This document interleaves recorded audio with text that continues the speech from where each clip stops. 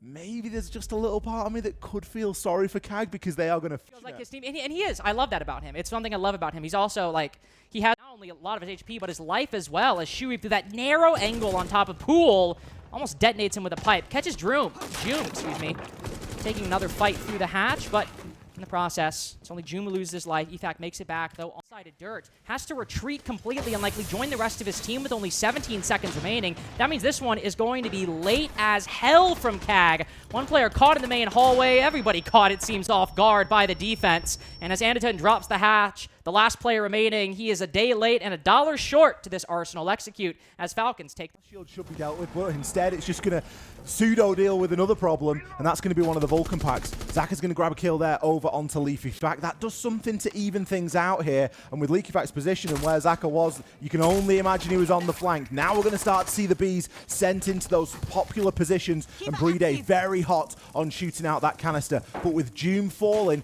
everything's getting quite condensed, and you can see the defenders almost tripping up over one another now. Yeah, they're all stacking on top of each other, which is honestly kind of ironic as Brede gets the next one. Jacuzzi wall still reinforced and electrified, by the way. They might have that complete avenue of rotation, but as CAG throw the whole defensive setup into chaos, Brede uses everybody tripping over each other, and when the defense is practically fighting themselves behind the desk, this could be quite nice. C4 goes in. I have no idea how Anakin just survived that. Only put to 1 HP. Could very well die pretty soon after. Chibisu tries to catch one as June falls pretty quickly behind Green. CAG storming into the site. I have no idea how they're making these direct takes work. I don't know how they're able to get off the ground, but 2 rounds in a row. They have made a round that is much greater than the sum of its parts. Yuzus in a 1v3, face-to-face with Amonte. Might as well be face-to-face with death. Anaton swings around the corner. Confirms the kill on Efak. And CAG could confirm the diffuser if they wanted, but Shuri decides to end the round quicker. CAG now take attacks right now from CAG. Like, fundamentals being like, oh, well, like, you should open. Play careful about with CAG. They've been very good at the direct take so far, and Falcons now correct it. Ooh, that was close. Oh, Solotov demolishes the Hibana outside of Secret. And what a bread. As you can see, it's a 2-man push. Damos, Dokeby together, swings in front of the flash. Classic play by Yuzus. Once he's blinded, falls back a little bit. It's a full pinch, but 57 seconds remaining. Yuzus has won on this. What are you going to do for Kitchen? What are you going to do for Church Wall? Because the answer, Links, it's a single doorway push. Oh, single doorway push, and Juma's unfortunately got a clothesline running right across it. Decapitates Anaton, decides to follow up on Ashiri, but it's not even close in round 4. Falcons after the tactical timeout. Who knows what the hell they talked about in those 45 seconds? Because the most of how these engagements are breaking down, we see Shuri kind of cut off from the rest of the fight and has to make that play, has to just sit and hold that angle. You could question Solotov there for maybe getting a little bit too over-aggressive. It leaves these 3 remaining site players now very vulnerable. Quite vulnerable indeed. Anaton, excellent trade swinging around on a Jacuzzi. Falcons trying their best to keep this, or at least some kind of advantage in hand. But CAG always just one step ahead after that opening pick onto Efak. They have not given it up. Joom now in the 1v3, no Keybuzz to try and block off lines of sight, and a Deathmark tracker sending information through the walls. He ends up walking into Anaton, and CAG retake their lead. Catches up on the catwalk for June to play around, and he can hopefully have a slightly better time with this. I love this though. Look at that sense wall. They thought they were safe, Links. There's another thing coming. There's June on the catwalk, and he's doming them for fun right now. Just playing a mini game on top of rafters, popping back and forth. If you thought this was going to be a CAG 4-2 half, it's going to be a much harder job to achieve that result. June, my individual play alone has put them in an excellent position. I wouldn't say unlosable. This is Rainbow Six. Anything can happen. Got hard pings on the Azami right now. June doesn't have to do a whole lot. At least not any shooting anymore.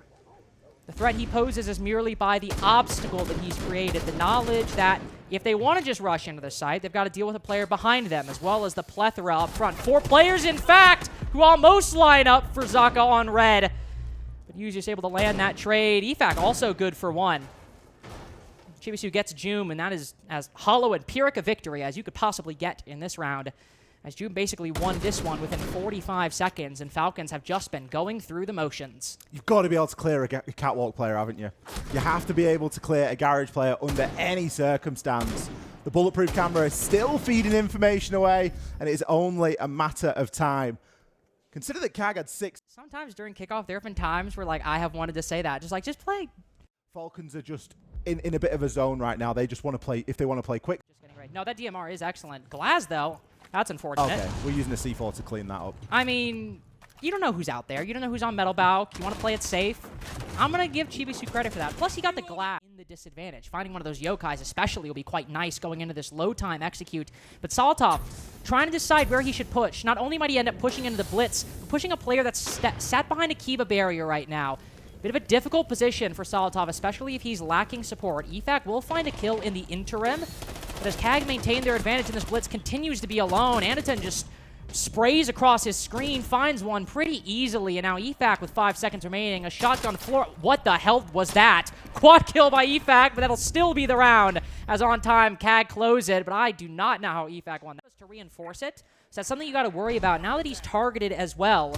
Don't know how much good it will do. Solotov down to 1 HP, but takes down the flanking Valkyrie. Falcons now know they have an advantage going into this take. Chibisu with a quick refrag, clearly paying off, staying in gym. Massive trade, as Arkley able to down one defender, one attacker inside of logistics, and that makes things dead even. With time to pick up Brede, the players might favor. Oh, EFAC so good with the reaction, but down to a 1v1. Chibisu might have survived this long.